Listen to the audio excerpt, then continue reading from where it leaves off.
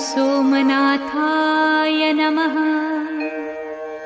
ॐ मल्लिकार्जुनाय नमः।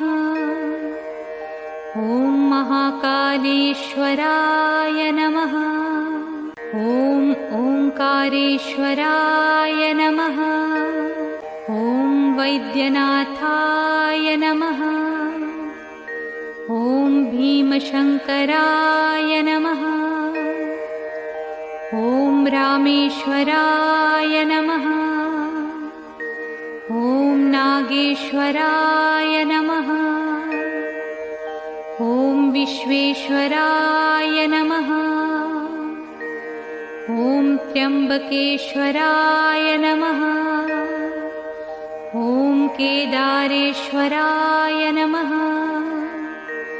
ॐ भुस्मेश्वराय नमः।